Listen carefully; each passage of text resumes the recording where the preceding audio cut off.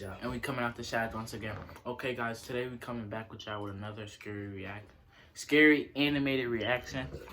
Part 2. Part 2. Make sure you like, comment, subscribe. Hit that bell and share. Don't mind us eating. We just hungry. So Come out of the shads. This happened a few years ago in my old one-person flat. I had a strange feeling that something wasn't right for a few days. Like I was sure that food in the fridge was less than I put back the last time. I found pillows from my couch on the floor. Stuff like that. I lived alone back then, so there wasn't anyone else with access to my flat. Or so I thought. One night, I woke up at around 1 o'clock in the morning, sweating, and even though I didn't remember, was sure I awoke from a nightmare. Since I was drenched in sweat, I decided to take a shower, so I put my phone up in the bathroom for music, turned on the water, and enjoyed my shower. what's a flat? A few minutes in, I heard the door move. I never close it, but it still never moves.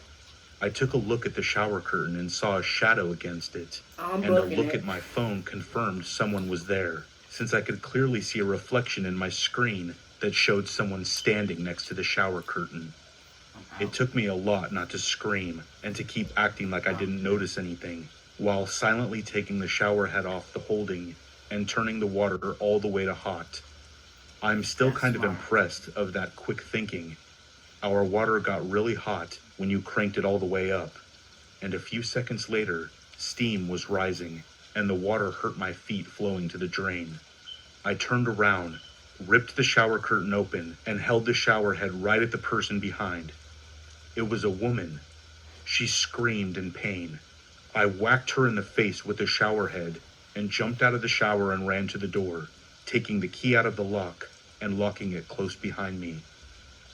A little later, she started to bang on the door, but the door didn't give.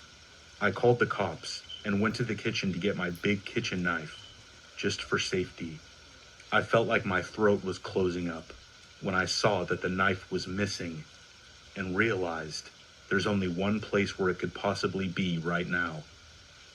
The police came and arrested the woman, who turned out to have been the former person living in the flat and was evicted after not paying rent. It seems she made a copy of the key and came into the flat when I was at work, and sometimes at night. It's possible that what woke me up in the first place was her, and honestly, I don't even want to think about it. Ever since then, I always insist that the locks are changed when I move into a new place. In fact, get your lock changed. My boyfriend, who I live with, works as a teacher in a town about 15 minutes away by train. He gets home more or less at the same time every day, give or take an hour or so. Wait, he just said her I, boyfriend? on the other hand, work from home. There's 3 in this one video. So in late January of this year, we had gotten in a pretty big fight about something stupid. I can't even remember what it was about now, but it was one of those fights where we didn't speak to each other, text, call, or anything the whole next day. So this afternoon I was lying in bed getting work done. It was a Tuesday, and I was pretty sure his last class finished at 1 p.m. on Tuesdays, meaning he would surely be home at 2:30. But around 1 p.m., I heard the front door open and shut. I thought, I guess he's home an hour early today. It was normal for him to skip his last class every once in a while, so I didn't really think anything of it. In fact, I was mostly mentally preparing for the awkward post-fight, "Hey, how's it going?" conversation. So I continued to lie in bed and do my work and wait for him to come in and change his clothes.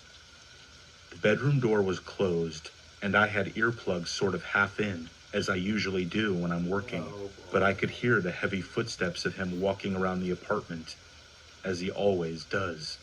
If we hadn't been mid-fight, and I wasn't so preoccupied with the awkwardness of it all, I might have noticed. It was strange how slow the footsteps were, or how long he spent walking around the living room. But I was caught up in the dramatics of the fight, and didn't think about it. I was just lying there, Just 'cause of that, waiting you might for die. him to finally come in. Finally, the bedroom door slowly opened, just a few inches. I turned my head towards the door and prepared to give him a sort of awkward, "We've been fighting for 24 hours, huh?" smile. But the door didn't open more than a few inches.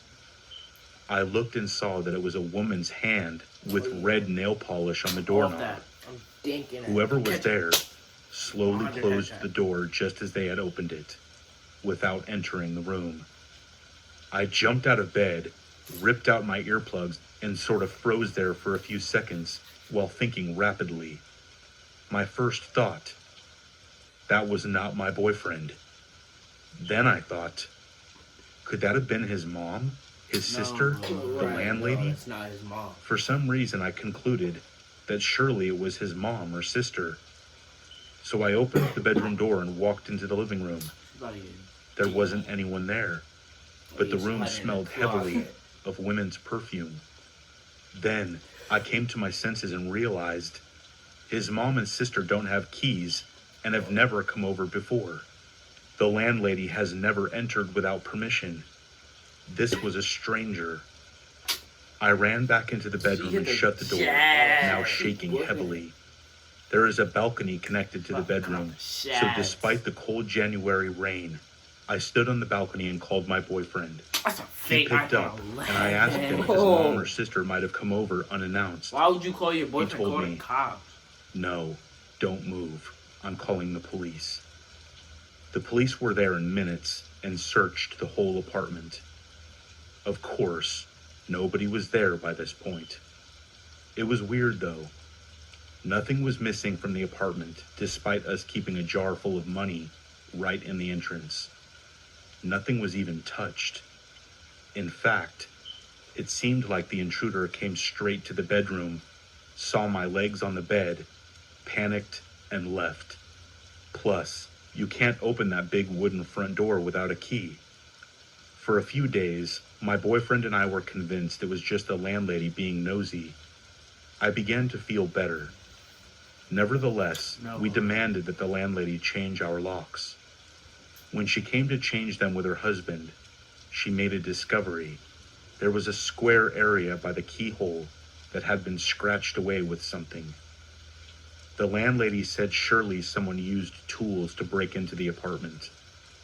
Then, a day or two later, my boyfriend told me, "I have to tell you something, but don't freak out." He told me that the orange kitchen scissors were missing. I obviously freaked out. I tore the apartment apart, looking for those scissors. It's been 6 months, and those scissors are gone.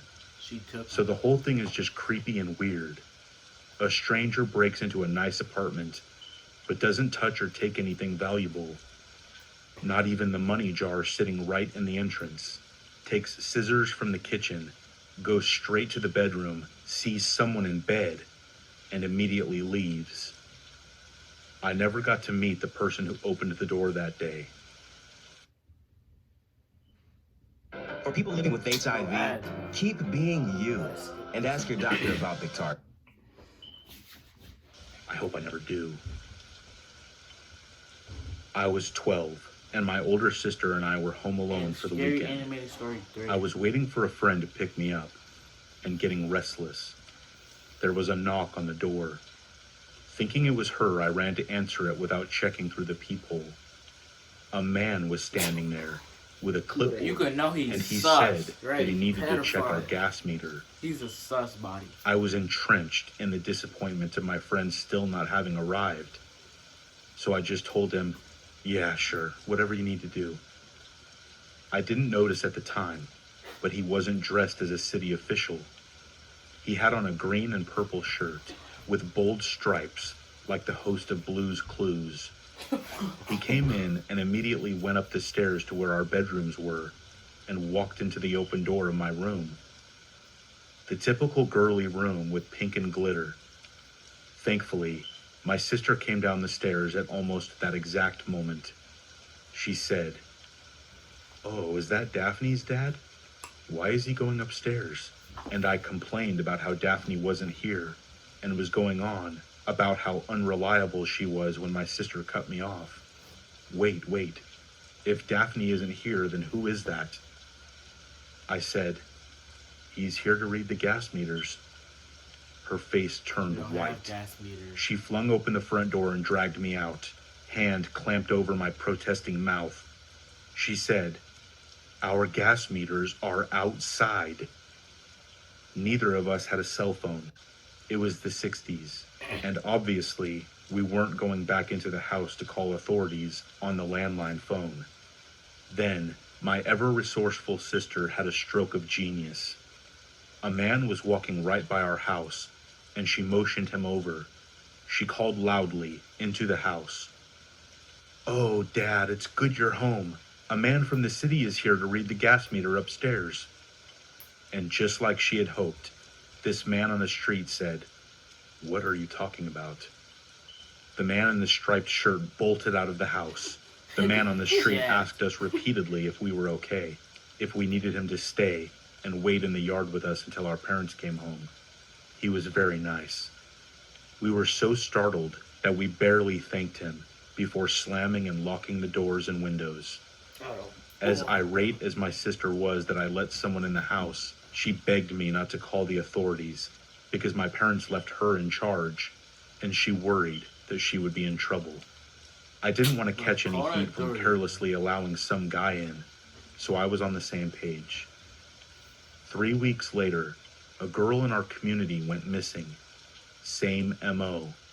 She was home alone, and authorities found the door open and no signs of forced entry.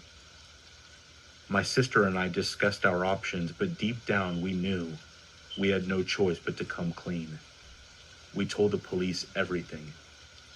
I don't know if it ever helped, but they did tell us they had reason to believe it was the same man. Should have been to that sort of other They girl also that we tracked kidnapped. down the man who helped us on the street.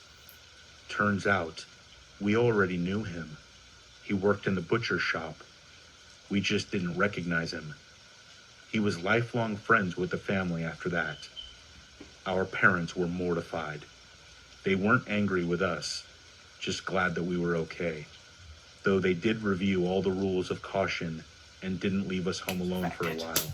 Catch him black. They found the girl and say that she had been held for a few days and then burned alive. I know about They never that. caught the man. But fear not, he was in what appeared to be his early 30s in the 1960s. So in any case, he has to be dead by now. I'm just so thankful every day for my sister's resourcefulness and quick action.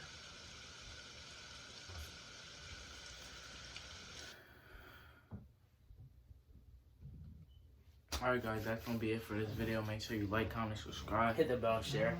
Alright guys, it's Sean. It's your boy Jack. Peace.